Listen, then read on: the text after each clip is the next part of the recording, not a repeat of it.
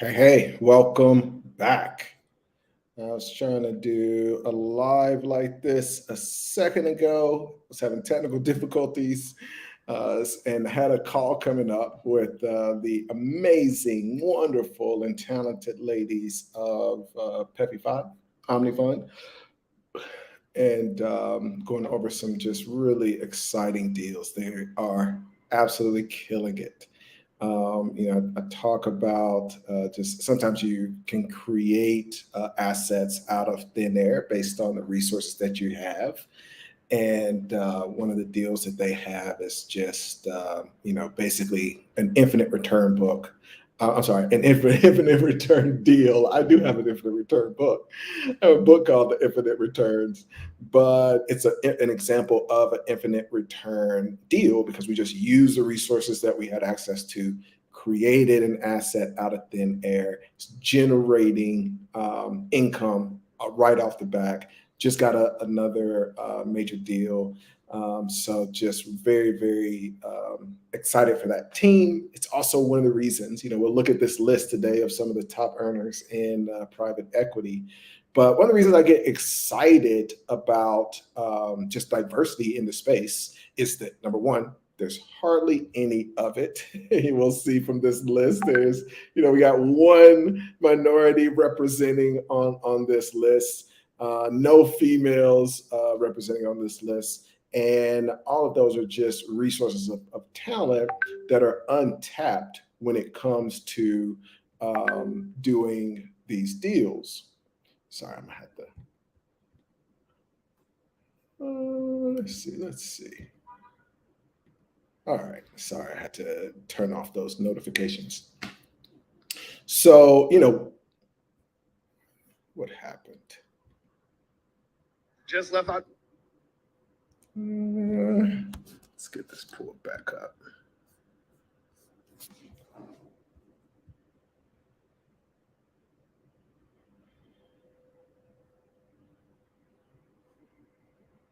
As you come in, be sure to hit the like button. Let's see. Not that one.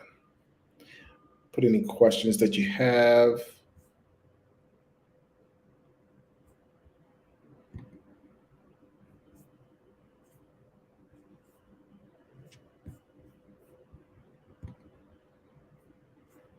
And we're talking massive income. This is one of the biggest years ever in earnings for private equity.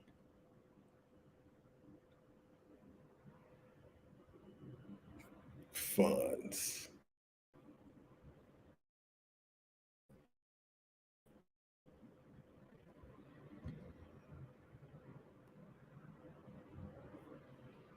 What's up? What's up? Welcome. Thanks for popping in.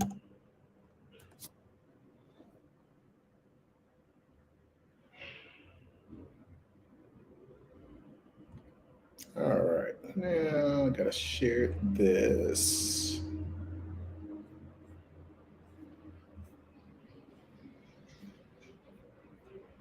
Cool. Okay.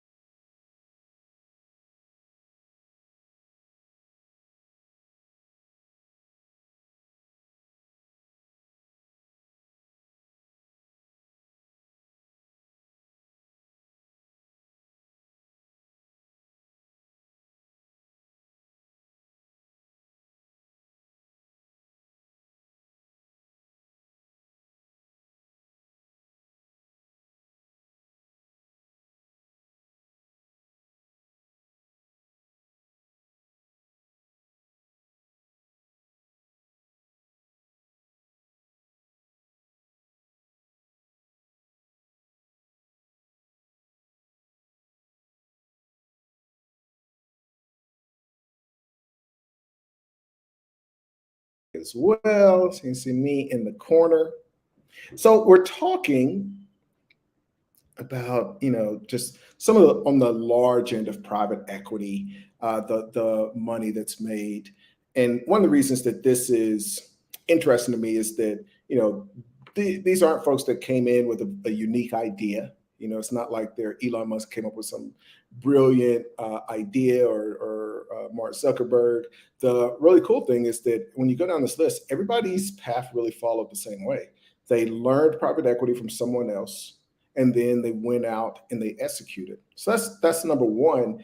And the reason that's so important when it comes to buying businesses is, or whether you're using the holding company acquisition strategy, which if you didn't make that call, you can reach out and get a recording of that, or you're going the private equity route. In both of those, it's a very systematic approach. So you're not having to start or having to figure something out from scratch. You're literally able to just step by step say, okay, this is how private equity works. And it's not going to be an instant thing where in 3 or 4 years you're a billionaire, but in 20 years, it's very legitimate to be a billionaire. And we just see this case after case. So, Steve Schwarzman, very bright guy, but it's not like he came up with an idea like Mark Zuckerberg, where you've got this unique timing. You've got to come up with the idea. The market needs it. There's not the right competition. You have the unique angle to it. And you can have multiple billionaires that are can do the exact same thing that you did, and each one of them creates multiple billionaires. So, when you're looking at private equity, that's almost like they're being able to be 40 different Facebooks where everybody followed the exact same thing that Mark Zuckerberg did. And the market is so big that you can have 40 different Facebooks, and each one has created multiple billionaires. And so if like entrepreneurs don't really get the value of that, what they don't see is, they see that there's one Facebook, they don't see that there's 1,000 other people that want to do the same thing. And then even Facebook, in order to keep up, they have to buy Instagram that's going to take them out of the market. They have to try to buy Snapchat, but said no. They're nervous about TikTok, which could take over everything, and it's still driving down their market share. Just like not enough room for all of these. Meanwhile, you have just a direct path. And so, what is that path? Basically, in each of these cases, when you go down and you look at these billionaires, each one just learned the private equity game. So for Steve Schwarzman, he was on Wall Street, worked for two different firms, was working with these private equity firms on the other side, and said, okay, now I know how this works. I know how to do it. I know this path. Now I'm just going to go out and execute. You can't do that and build a rocket company like Elon. You have to be a very unique individual. And you're not going to have 50 people that try to do what Elon does and become all billionaires. And so there's a very systematic approach. And so like my thing is like, my goal isn't to be a billionaire, but if I'm going to play a game, I'm going to play the business game. I want to see what's creating the most billionaires in a systematic fashion where it didn't take luck. It's not a certain time period. If somebody tries to do Facebook now, they're going to be at a huge disadvantage 20 years after after Mark Zuckerberg did it. If you're trying to do some entrepreneurial thing now, you can't follow the path.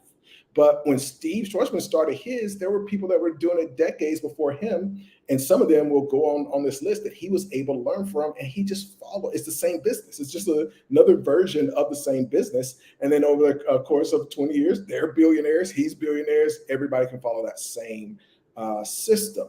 And so I like systematic approach. I just did this Instagram post that's talking about I don't like losing money. Like it's amazing to me the entrepreneurs that just like losing money. Like they're just like, oh yeah, and time, which is more important to me.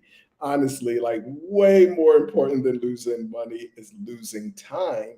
And it's amazing to me that the number of entrepreneurs that just don't value your time. In order to give your time to something that's not making you any money, you have to you literally have said, this is the value of my time.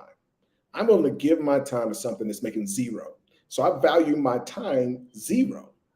The reason I want to buy a business instead of starting one is because when I'm working on that, I value my time by the $200,000 profit that I'm going to get from this. So the time that I put into this, that's what I'm expecting back. The entrepreneur is waking up every day and you're like, oh, hustle mode, hustle mode, hustle mode. But hustle mode, if you're not making money today, means that you don't value your time. Your time are the bricks of your life, which means you basically don't value your life, which is a kind of sad place to be. So if you value your time, you want to trade it for some value if you're going to be working. And this is why, this business model of doing acquisitions is just such a cool business model. So, I mean, just the amount of net worth growth over these past couple of years is nutty, nutty, nutty. And this is going to be, one of the reasons that you really want to be wealthy right now is like over these coming years, it's unfortunately going to be that poor people get really, really, really poor and wealthy people get really, really, really wealthy. But you can see here, 2 years ago, guys, 2 years ago, net worth $19 billion. Today, just 2 years later, and that's, I'm sorry, it's probably even higher today. This was for 2021. So now we're at the end of 2022. But 37.4 billion. It's nuts. It's crazy. He didn't come up with a business. He didn't do some unique twist on private equity. He learned how other firms were doing private equity, and he just went out and executed. This isn't Elon Musk. It's, Mark Zuckerberg, none of that. Leon Black goes back further. He's been around for years and years. He's no longer active. That's why his growth is really cool, because he's not doing anything. Steve is still pretty active. But even his net worth went up from 8.7 billion to 9.9, and just the long-term growth. Now, this next one's really cool because these were folks that Steve Schwarzman were able to watch. So one of the things that I love is I know I'm training people right now that are going to blow me out of the water when it comes to micro private equity, because all the lessons that I had to kind of figure out on my own, that was just a time investment of me figuring it out. And now I can help other people where it's just like, I was talking about the ladies in the Omni Fund, like I know the strategies. And so I can tell them like, hey, here's how we can, kind of birth this asset out of thin air. Here's how we can start to get some income in it. Here's how we increase that enterprise value so we can exit that at a whatever multiple and get an infinite return from that. When I started, I didn't know what an infinite return was. And like, how is that even possible? And so they're able to leapfrog and start building on the knowledge that I built. And so that's what Steve Schwarzman was able to do. Back in KKR's day, this is George Roberts, and then his cousin, Henry Kravis, really the K, to the K and the R. They had another partner who was their mentor. It's really cool. So their partner was their mentor. He eventually left the business years ago, but became a billionaire as well. But they were able to learn the business from him, and their mentor that taught them came from private equity when it was called corporate rating. So private equity was a rebrand because corporate rating got a bad name, but there just wasn't a thing for it. So before that, it was called corporate rating. But they were able to learn from him. And as you can see, they're higher than each time you have somebody that's learning from somebody else or able to watch what somebody else has done, they're able to exceed it. You see, so, Henry and George, they had an older mentor who was guiding them. They are wealthier than he is. Steve came a little bit later. He was able to see what George and Henry was doing, and even, just other benefits. He was able to raise capital of small amounts. And this is the other part that I want to get to. He's able to raise small amounts because now he had a little bit of track record. So it becomes easier and easier. Now that I've been raising capital and doing deals in the micro private equity space, it's easier for other folks to come in and do it. Now, the other thing that's really cool, Coming back up here to Steve, he raised about $500,000 to start this, to start his fund. $500,000. So you look at that, 500,000 in 2020 turned from 500,000, $500,000 to 19 billion. What other business model systematically does that? You even look at how much money had to be raised for Facebook to become what it was. But basically, a $500,000 business turned him into a multi-billionaire a couple years ago, 19, now at 37. George and Henry, even more crazy, they raised about 350,000. There's 350,000 friends and family around. And when you combine those two, because that was the total amount for KKR. So that was the total amount for KKR that got them started and launched. And so for both of them, and I don't even know what the other partner, Kohlberg is his name. I don't even know, but you would have to add his number. Let's say it's at least $1 billion. So you're talking $20 billion from 300,000. So people ask me like, oh, like, why are you interested in this space? And again, it's not because I want to be a billionaire, but I want to follow the path. It's like, okay, if I'm doing what a billionaire does, then me making 100 million, it becomes very easy. Right? It's like one of the biggest mistakes that people make is they want to make $1 million. And so they follow exactly what somebody else who's only made $1 million is doing. So it's like, if you're not at the right time, the right place, the exact strategy, you don't have those same exact talents that they have, the same charisma, same following. If you don't have everything lined up perfectly, then you're not going to get to what their high point was. It was $1 million. So I want to get the strategy of somebody who's doing I want to get the strategy of multiple people, where it's like, where else are you doing that? Where it's like, okay, all of these people have multiple billions. Let me learn from all of them. Now, even if I don't have the exact charisma they have, I'm not coming up at the right time that they were, there aren't the exact acquisition opportunities. I don't have all of those things that they had to do to line up to get $1 billion. Well, great. If I can do 1/10 of that, 1/100 lines up, I'm still doing very, very well. Now, here's the man, really, really awesome, his career, but really the same thing. Worked in an investment bank, Goldman is where he was, just like the other guys. They learned private equity, understood how it worked by being on Wall Street, got an understanding, and then he went out and said, hey, I'm gonna raise a little capital and do the same thing. He was able to raise 7 figures because, again, everybody who goes a little bit after, it becomes a little bit easier. But those 7 figures still have turned into $6.7 billion net worth. You look back, his grew about $1.5 billion over the last couple of years. So here's a few of these other guys. You got Michael Kim, who's an interesting story. Sam Zell, I really wouldn't include here. He does a lot of real estate. I think that's a separate thing, which is interesting, but it just is a separate thing. And the other thing is, you just see the difference. Sam Zell he's been doing this for about 50, 60 years and is one of the biggest on earth at the real estate side. So you compare him, he's at the top of the game on the real estate side. You compare the top of the game on the business private equity side, and just you're able to generate a lot better returns when you're at the top of the game. And again, I would put these two together where it's like, you got 20 billion here. I'm sorry, I put these two together.